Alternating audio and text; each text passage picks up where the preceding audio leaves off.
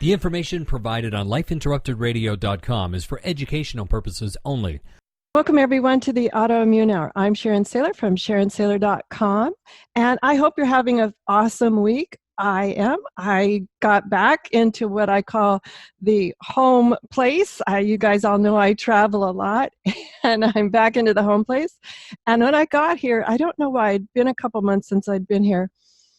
And I just looked around and I said, oh my gosh, I just need to declutter. I just need to organize. I don't know why. I didn't think I'd left it in, it wasn't like in a crazy state, but just when I walked in, the energy was off. I don't know if that makes any sense at all, but we're going to talk to our guests because I called up a dear friend of mine who knows about this stuff. So I want to hop right in because we had her on, oh gosh, a while ago when she was talking about detoxifying our home, all these hidden chemicals we have in our home. So you guys have to listen to that one too. But tonight we're going to talk about stress-related clutter. I know that sounds weird. Maybe you can relate, maybe not. But when you hear about all this, you're going to go, yeah, I didn't think about it till now. So let me introduce Sharon McRill, and she helps busy people get things done. She's the owner and president of the Betty Brigade, and that's in Ann Arbor, Michigan, and it's an organization and relocation company. And she and her huge team of Bettys, huge, and there's guys and gals under that label, they perform such projects as moving coordination, organization, staging, and they even work with hoarders. Now, thank goodness for me, mine is not hoarding, but welcome, Sharon. Thanks for being on the show. Oh, thanks for having me back. I'm just happy to be with you.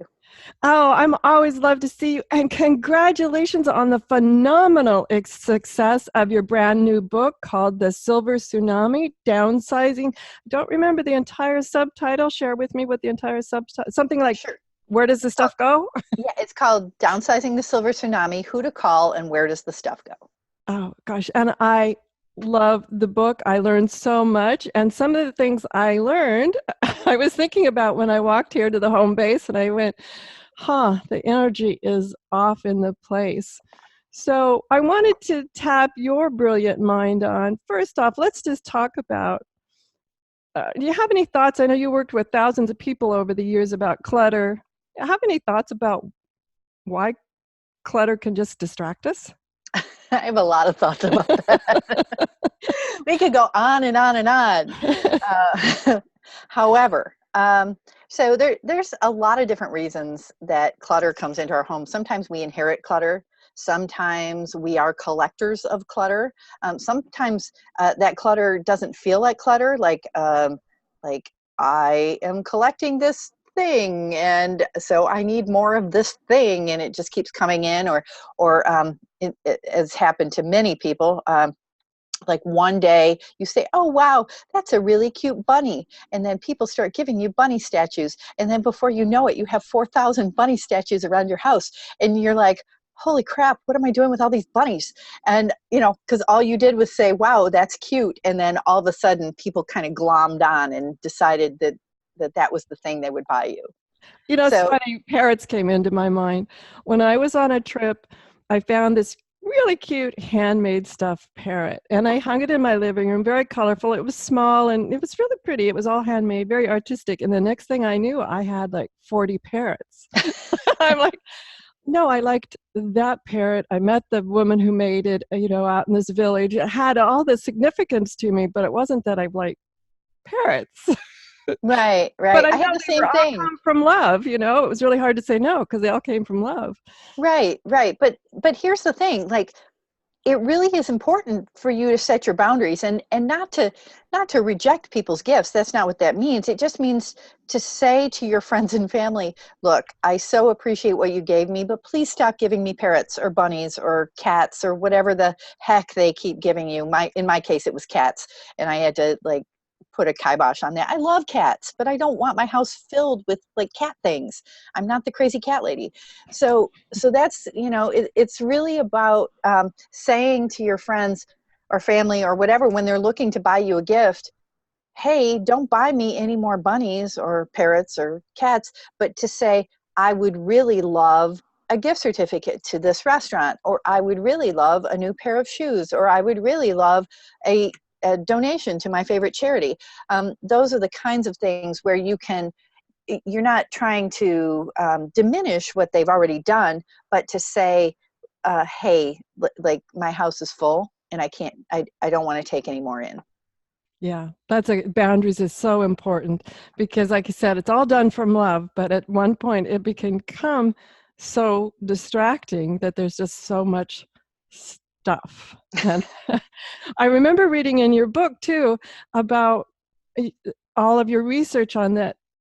I have a lot of stuff that I could say that was my great-grandmother's, that was my grandmother's, and now my mother's getting to that age where she's saying, Sharon, would you like XYZ or this or that? And I'm kind of like, I've got all my own stuff, and I know my kids aren't going to want it. Probably not. Maybe one thing, one reminder. And one of my children has already put the marker on the cookie jar. But other than that, they said, that's it, just the cookie jar. Mm-hmm. So all of these collections, not just mine, but collecting the collection of other people.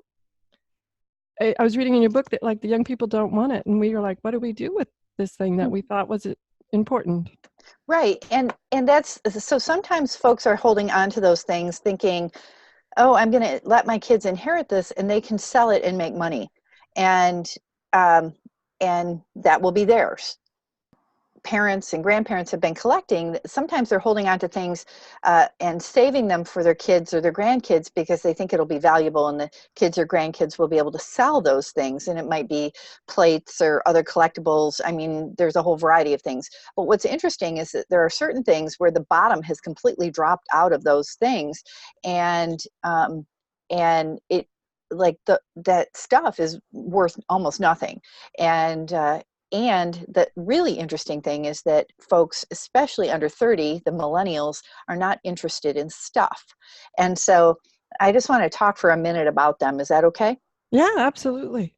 Okay, so millennials would rather travel. They would rather have experiences. They would rather do things versus having stuff. So what I often say when I'm working with a client who has been holding on to stuff for their kids or their grandkids is I'll say, you know what if you were to sell the stuff that your kids or grandkids don't want and take those people on a trip, have an experience with them, because that is what they would rather do. And wouldn't you rather spend time with people rather than giving them your things? And so it's just a shift of culture. Baby boomers grew up with, they would take in things like fine linens and have a big dining room table and having all of these things, the good china, but the culture has shifted to not having those types of things. Absolutely. And I have to be the first one to admit, I had the registry when I got married decades ago, and I got the fine china, and Sharon, in the world, I've never used it. It is sat there in my beautiful china hutch looking gorgeous. And there it has sat. So talk about a shift. I started the shift for myself and didn't even know it. I followed the norm and then thought, okay, well, we need the fine china, but I'm not a fine china person. Mm-hmm. I'd much rather have a picnic or camp or, be out doing something, and paper plates are fine with me if we're having a good time. Right. And one of the things that I often say is use your china. Use it. Like if it's just sitting in the cupboard collecting dust, like what good is it doing anybody? And who cares, especially if your grandkids or your kids don't want it, who cares if it gets a chip? Who cares? Really? Like use it. It's pretty. You bought it for yourself. Use it. I like that. I love that too. And also the idea of, I've bought this beautiful dress and I have a couple of friends that have this dress. They're just waiting for the right moment to wear it. Mm-hmm. Hun, you should just wear that dress now. You never know. Right. You don't want that right moment to be the funeral. So, mm-hmm. Right. That just surprises me so much. And that's true. I'm thinking of the young people I know are definitely more about, let's go have a fun time, and taking that money that I've sold the whatever it is and being alive to enjoy it. I think that sounds like a much better prospect to me than having this thing, because I'm thinking of all the people that have passed in my life that I had fun experiences with them, And I really do have more enjoyment from those memories than I do from finding in some drawer somewhere something tucked away that they gave me. Absolutely. And there is a validity to stuff. Like I don't want to diminish that. And things do, bring up a memory. And if you really are feeling like you want to hold on to that memory, especially if it's a small thing, then hang on to that. But if it's like a huge collection that takes up an entire room, are you really interested in hanging on to that? We were working with a hoarder, and she was using a 5-bedroom house as a storage unit. She didn't live there at all, and she collected certain cartoon characters, and she had all of these cartoon characters new in the box, and and she said, I want to create a room for my grandkids that's just the cartoon characters. And I said, great. And so we started putting it together. Well, before we knew it, we had 15 gigantic bins of cartoon characters, this particular cartoon character. And I said, you have more decoration than you do room. Like there's already too much stuff. And we haven't even moved anything into the room yet. It's all in bins. And so, but in her mental state with her hoarding, she said, well, all the bins will fit. She wasn't at all concerned about the decorative part of it. She just wanted to have the stuff. Yeah, and I can see there are a few pieces that I've attached to. And I remember after I had to move and I'd been in the place, probably 25 years I'd been there. And that was the hardest move. It was sort of like, oh yeah, gosh. And all the memories that would come around when I'd pull this out of the closet or that out of the closet. And it took a while, and a couple of friends who came over and they were just like, really? What does this really mean to you? And sat me down, sort of looked at, do you really have to? And luckily, I know hoarding is a different type of category that needs specific and very guided care. Mine was just about, but I remember that. But then also remembering that I was changing size of space. And I much like my size of space now. It's much easier to just be with and deal with. That's a thing too, is, knowing the size of space you're moving into, knowing what your storage capacity is, and taking a moment, and I actually talk a bit about this in the book, talking a bit about grieving your stuff, because it is a loss of a particular lifestyle. So you have, during your life, you have certain lifestyles. When you're in college, you have a lifestyle. When you first go out on your own, you have a different lifestyle. When you get your first big job, you have a different lifestyle, and as you progress through your life, you collect different things. You don't necessarily hang on to everything. Some people do, but but most people don't. Like I would say 70% of people do not hang on to everything from their college days or their high school days, a few things here and there. But the point is letting go of that stuff. And Marie Kondo talks a little bit about this in her KonMari method, is to thank the thing that got you to where you are, and then let it go. And let it go be useful for somebody else. And we don't necessarily take that step of thanking, but just to have gratitude in general, over I'm willing to let go of this. I'm willing to move on with my life because I no longer need this part of it. And I think that's important too. And I know she talks also about this idea, does this bring you joy? And as I've been going through my 2 or 3 weeks here of what I'll call massive spring cleaning, I love it. I cannot believe all these old electronics that I did too lazy to take them to the recycler, and so there they sit. Mm-hmm. And I'm like, well, those aren't even bringing me joy, but it wasn't.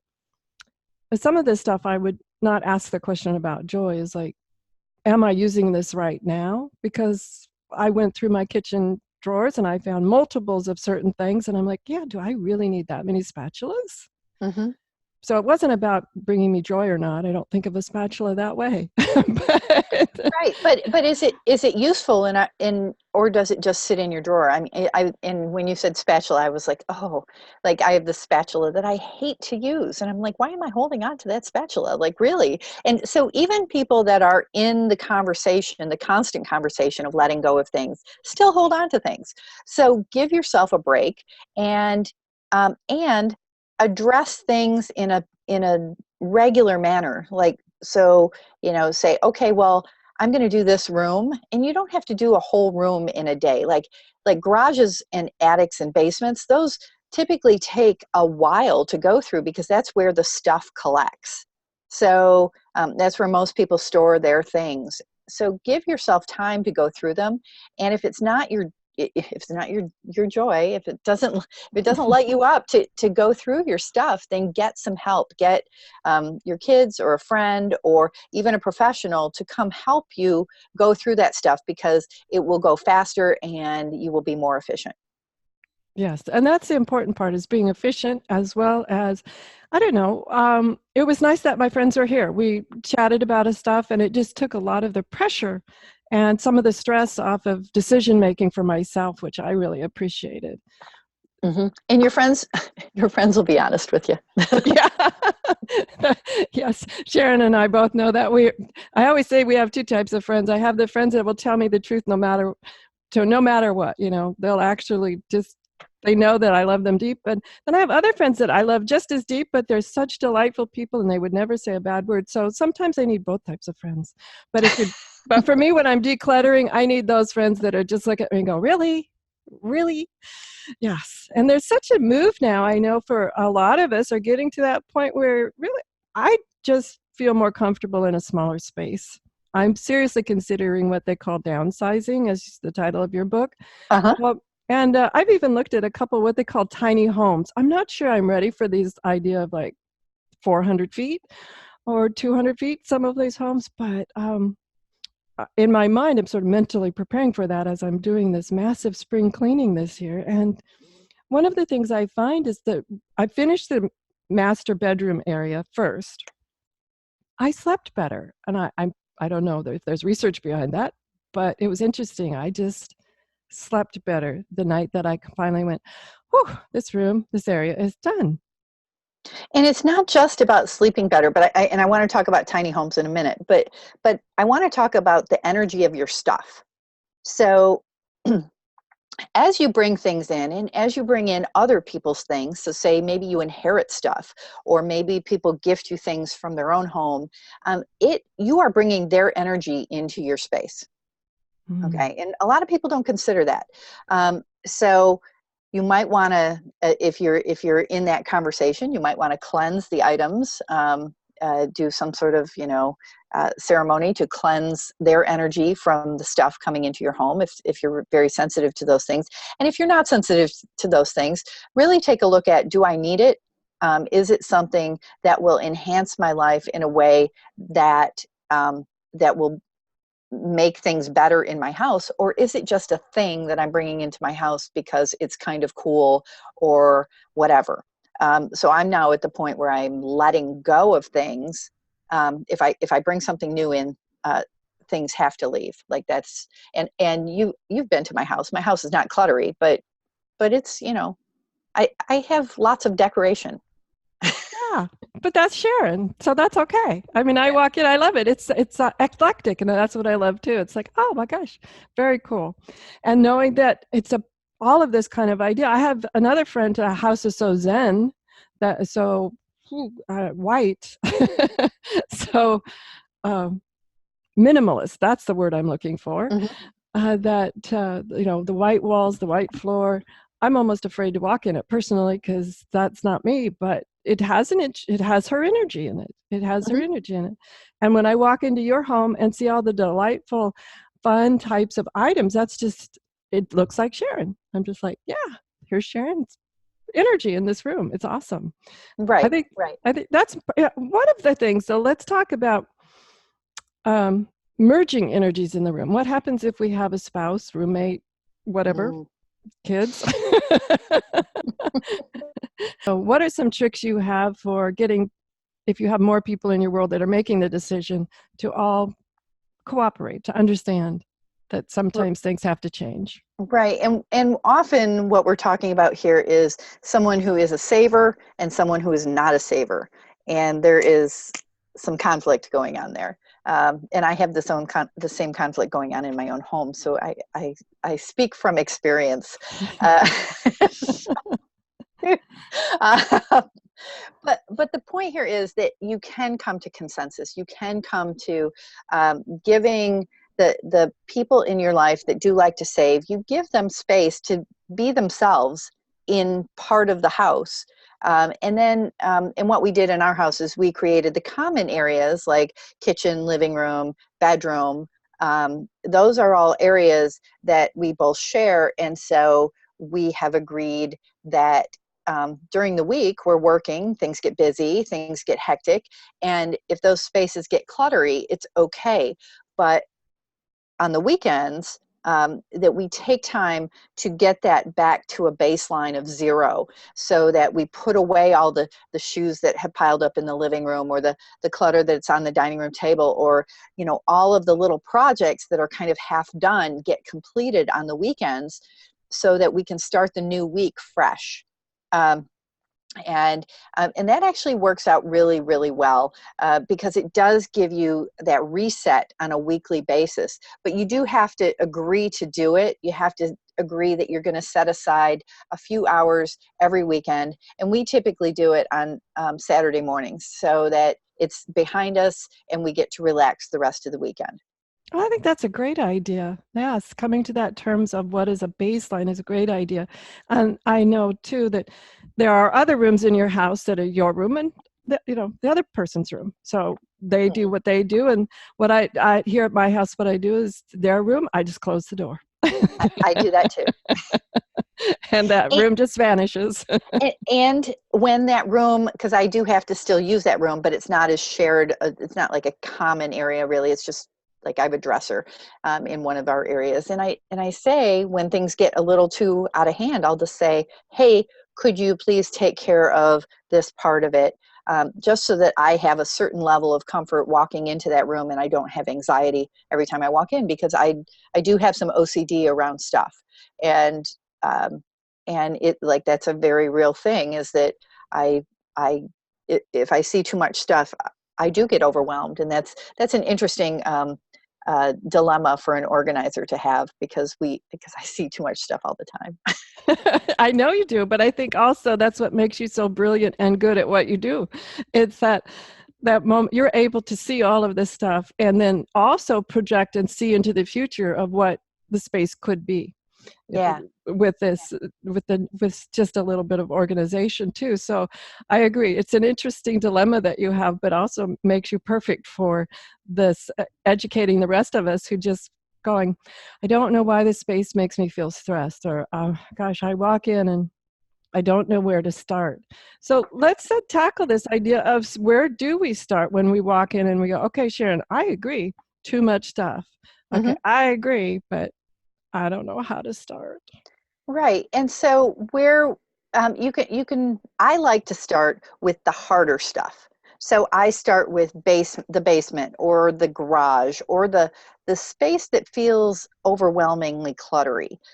Because when you are starting with that, that's when when you start your project, you have the most momentum. You have the most, like, okay, I'm going to get this done. And so starting with the most difficult thing, especially if you have a pal or a friend, or you're hiring somebody, that really does get the momentum happening.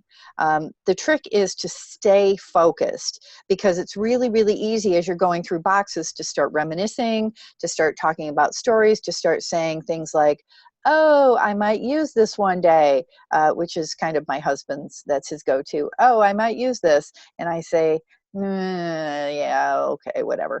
And have you used it the last 5 years? right. But here's the thing is, like, he then takes great joy if he fixes something and he doesn't have to go to the store. He's like, I've got one of those. And he goes and he finds it. And I'm like, oh, for heaven's sake. So that's kind of his like, see, I told you so moment. And that's what brings him joy. So I'm like, okay, whatever. That's, That's the but part of getting along. right. And you do have to be willing to compromise. You can't say it's my way or the highway. And but we do have those agreed upon rules. And so starting with something that you can complete in the allotted period of time. So say you give yourself 2 hours. Well, 2 hours might be a junk drawer. 2 hours is not a basement. So you will feel overwhelmed and you will get pulled away easily if you say, I'm only giving myself 2 hours to sort my basement because there's too much stuff in a basement. Give yourself a weekend to sort a basement. And when when it's more than a day, always get additional help. Have that moral support, because that is what drives things forward. Whether you're hiring somebody or using your own family or friends, doesn't matter.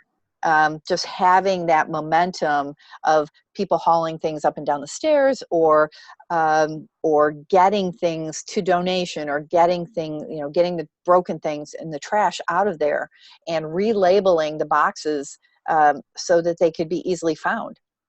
Because that's often, with storage, it's often that you can't find what you need, and so you forget about that you have it, and it sits in a box for years and years. That, and I like the idea of getting it out, having enlisted help, because I don't know about you, but there are occasions where I've done it myself, and then I go back as I'm putting it in the car and I go, oh, I like that sweater. I obviously put it in here for a reason, but I think I'll just hold on to this sweater for one more year or something like that. And that's why it's good to have somebody else. Did you see that? I just wagged my finger at you. Yes, you did. Yes, you did. But I'm notorious for that. Unless I have friends over who are like loading it in the car when I say it goes, it's out of sight and I don't have to deal with it again. Right. And so I just want to touch back on the tiny house thing. So sometimes when you're clearing out those spaces, you can say, okay, well, we have a cottage, or we have a college student going off to college, or we have a friend who just had a disaster and they need some stuff. So think about, where can those additional things go, the extra set of dishes, or the extra things that you have, extra decorative things that you really do like. You're not just hanging on to them. And can they go to a friend? Can they go to a summer home, or a lake house, or wherever you live in 2 homes. And so that's and that's what we're looking at in terms of our tiny home. Is like I said to my husband, we can live in 400 square feet. And he was talking to me about like creating these walls that move. And I was like, oh, that's actually fascinating. I love that. And what's really important to me about that is to have a lovely outdoor seating space. So our outdoor seating space may be just as big as our whole indoor house. And that's so really setting your priorities of how do you want to live and what is most important to you. Because I love being outside. I love sitting around a campfire. I love being in nature. I love that part of it. And so what can I do with my new space that will follow those norms? That's what I like about your book. You have asked those questions in there, like, what do you want your space to be like? What do you want it to feel like? What do you love to do? And how can that space enhance those, I'll say, lifestyle questions? One of the things that comes up all the time is, especially because I'm in Michigan, and people up here in Michigan, because there was so much lumber, so people buy big brown furniture. Okay, everybody's seen big brown furniture. You know what it is. And then they decide, okay, I'm going to downsize, but I want to keep my big brown furniture because I don't want to buy new furniture. And then they move to Florida, and they have big brown furniture in their very kind of wicker homes, like, everything's light and easy and breezy in Florida in terms of furniture. And then they bring this big, heavy, dense furniture from their Michigan homes, and it doesn't always look right. And so think about where you're moving to. Can you buy a house that's fully furnished? Or because the baby boomers are aging, can you buy secondhand and sell the stuff that you really don't want to keep? Tonight we're here with Sharon McRill, and she is the founder and president of the Betty Brigade. It's an Ann Arbor, Michigan-based organization and relocation company. And she and her team of Bettys are awesome at getting rid of your stuff, helping you organize, relocate. And I wanted her on tonight because I found how much stress my stuff was causing me. And as we all know, stress, the more we can handle stress, the more our autoimmune can just stay nice and calm. I have found that too much stress around me can cause flares, even just minor flares. I'm like, stuff is not worth a minor autoimmune flare. So Sharon, we've been talking about downsizing. We've been talking what to do with our stuff. But let's say I do have those plates from Auntie M and whatever, and they're all collectibles, and at one time were sold as investments or what have you. But now not so much. People don't want this stuff. What are some good ways to we talked about some kind of household items that we could give to other people in need. But what happens if we have, I don't know, artwork or some other things? Mm-hmm. I don't even know how to begin to get someone to tell me, is it worth anything? Right. So there are things that are of value in almost everyone's homes, but not everybody has a lot of things that are of value. I mean, some people invest in art, some people invest in jewelry or coins or stamps or guns or, whatever. There's all different things that people can purchase, and they are keeping them as collectibles. We're doing a fascinating clear out right now where a guy has been collecting political memorabilia for the last 50 years, and so one of the things we got to we're taking each candidate and combining all the stuff, because there's just thousands of pieces of it, and so some of it is going to Monticello, and some of it is going to Hyde Park in New York, and some of it is going to the Clinton Museum and the Carter Museum and the Obama Museum. Like, it's just fascinating to see all of this stuff. That is, some of it is very valuable, and some of it is handmade things that this guy collected, and it's really fascinating. So what do you do? Well, you call an appraiser. That is a first step. And there are people that appraise all different things. And how do you find somebody? Well, you can call up an estate sale company, especially an established one, or an antique dealer, and they will know. You can say, I've got a blah, blah, blah collection, and they will say, oh, you need to talk to so-and-so. And they will direct you to the right person who can then evaluate your collection and give you here's the retail cost, and here's what a dealer would buy it for to be able to resell it. So it's about looking at it. There are also lots and lots of eBay resellers out there. And so you can find an eBay reseller, and eBay is great for name brand items, and it's great for electronics. It's great for musical instruments. And most people that do eBay as a job, they want to make a certain dollar amount. So they might say, I'm not going to sell anything on my site less than $75. That's their minimum. So knowing that, you go, okay, well, I only have $50 worth of stuff. Well, maybe I'll take my chances on Craigslist or on Facebook Marketplace and sell that item myself. So there's lots of different ways to do that. There are also consignment dealers. Consignment dealers are everywhere. They sell household goods, they sell art, they sell furniture, whatever. And so finding consignment dealers in your area and seeing if they can come take a look. If it's big, heavy items, you can often email them pictures and say, are you interested in this? That's what we do. And so it saves a trip. And then if they want to see it in person, then they can come see it in person. That's a good idea. Is it wise to get a couple of people to come out and give you an appraisal so you have a range of understanding what it's about?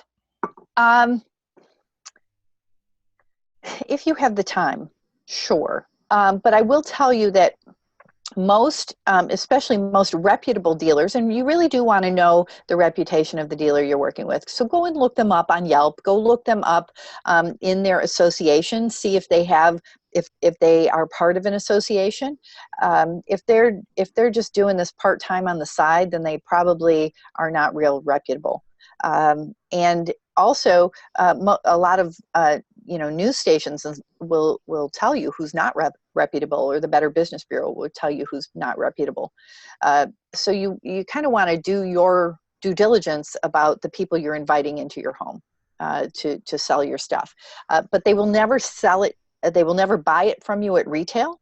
They will buy it from you at wholesale, or they will take it from you and then sell it on consignment and send you your part of it minus their cut. Yeah, and I think that's the important thing for people to understand is you buy retail, sell at or below wholesale. And that can be disappointing. It can be disappointing, but here's the thing. You got to love and enjoy that thing for years. So it's like you rented it and now you're selling it back.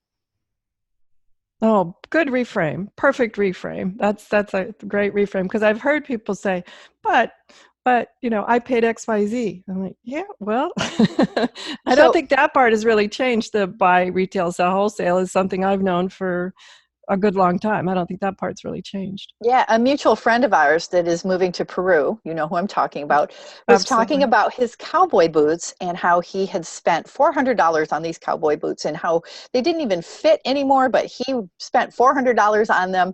And I said, dude, like seriously, you can't even wear them. Why are you like sell them at wholesale to someone who can actually put them on their feet, like for real. And so sometimes it really does take that voice of like somebody kind of going, hey, really, to make it happen. Yeah, absolutely. My first thought was, when I read that, I said, I wonder if you could repurpose them. What could you do with cowboy boots? Make a vase, or a set of vases? Or yeah, I know, but that was my first thought. What can you do with cowboy boots? But anyway, other than find someone who loves cowboy boots. Oh my gosh, that's so true. What are some other things that you suggest for people when they're just going thinking about their stuff and they get overwhelmed with the stress of it? So it's invite friends, hire a professional organizer such as yourself. What are some other things we can do as we go through the emotions of it? I'm just still shocked. I'm in the mindset to get rid of this stuff, but I'm still shocked that there are times when I'm just chugging along really great, and then all of a sudden I find something, and the emotions just all of a sudden, that one piece. Mm-hmm. Yeah. And that's what I was talking about, of the grief of it. That it's okay to feel that, and it's okay to be all right with that. And if you feel like you can't get past it, if you feel like, wow, this is something that's really important to me and it makes me super sad to let it go, then don't let it go. Don't. Now, that being said, if it's an enormous piece of furniture, then think about your new space and say, is this practical? Because sometimes it's just not practical. But if it's something that's small, or you can also take a picture of that item to remember it by, and then you're just saving it on your phone or in the cloud, or on a photograph, and that takes up much less space than a big piece of furniture.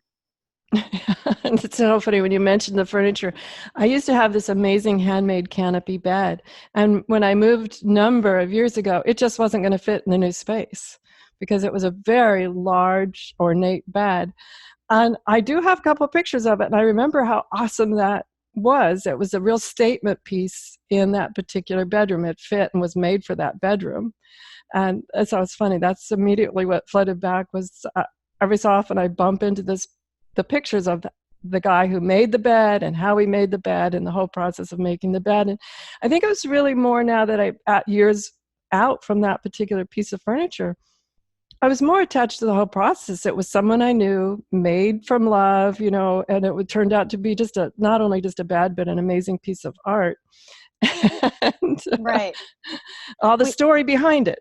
Right. We had this lady who, I went down in her basement, and she had this old treadle sewing machine, and it was covered in dust and covered in like old vases, and like it wasn't being used. It was just dusty and cobwebby, and I pointed at it and I said, "What are you doing with that sewing machine?" And she said, "Is it worth anything?" And I said, "Nope."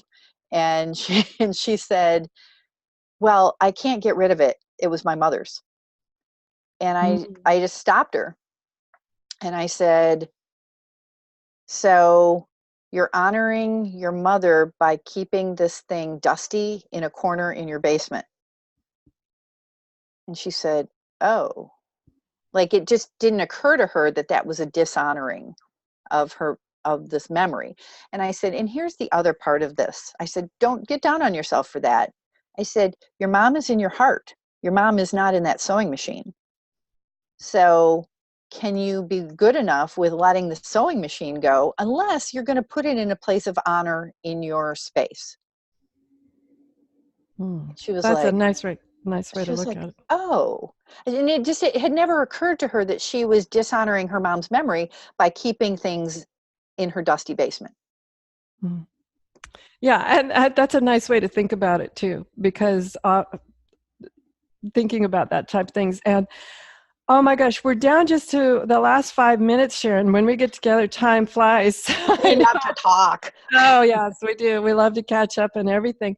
I just want to briefly touch on something else that I love that you do. And I want you to share with us briefly just a few thoughts. And so now we've got this nice, clean space.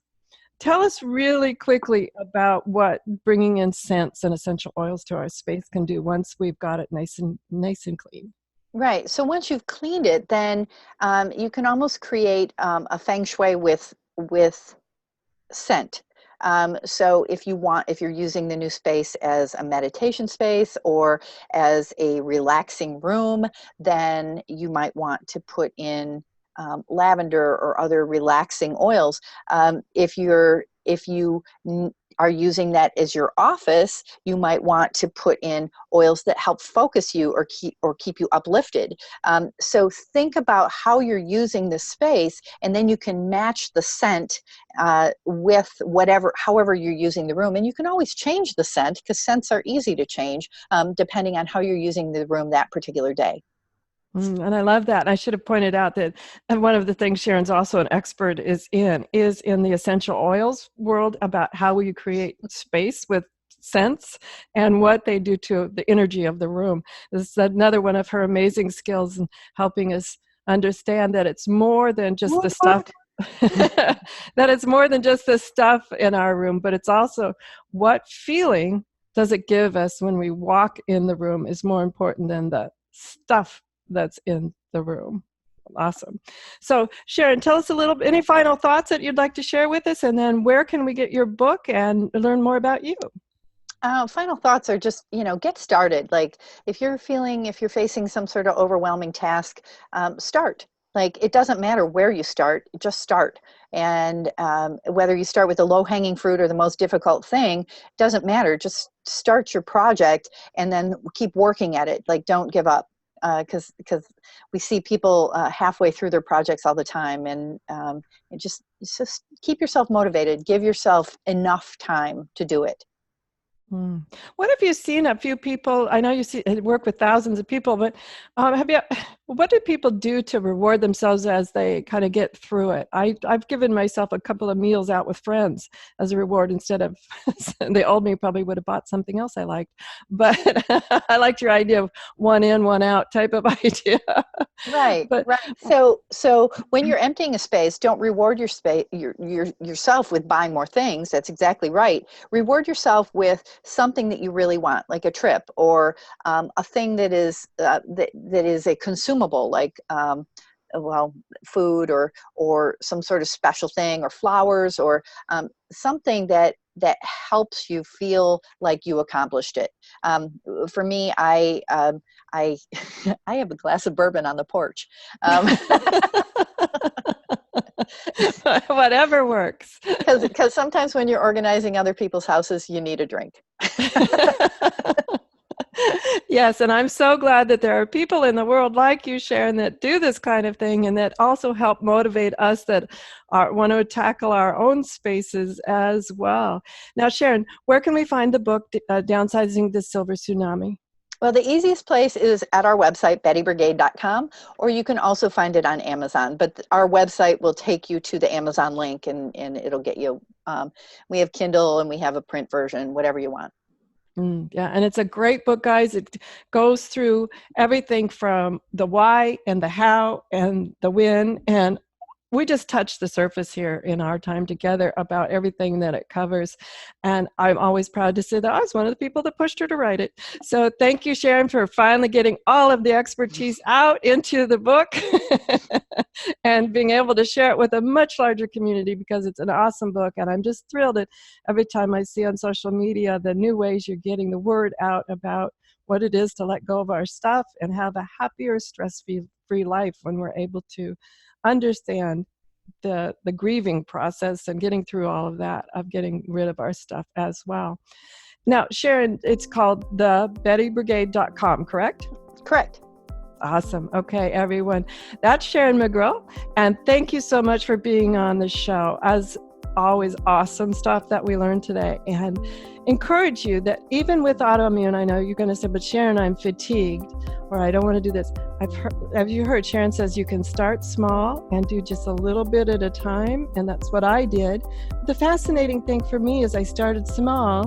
The more success I got, the more motivated I got. I said, okay, I'm going to do just 10 more minutes. And pretty soon that 10 more minutes became 15 more minutes or 20 more minutes. And so I say, let's all of us get in this together and have a wonderful, I know it's kind of late in the spring here, but maybe into the summer of decluttering. And I've just been pleasantly surprised at the less stress I feel when I just walk into every room now and I have things there that I truly, truly like. So have a great week. Whatever your adventures, join me next week for another brand new episode. As always, enjoy.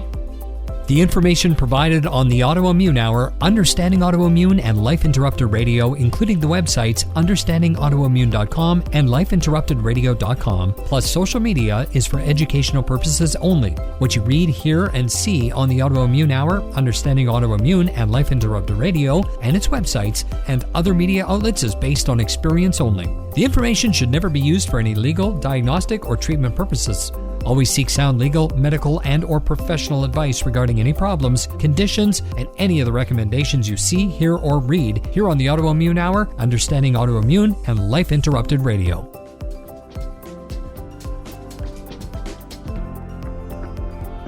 You've been listening to Life Interrupted Radio. To learn more, listen to other shows, and gain free resources that can help empower your life, be sure to stop by lifeinterruptedradio.com.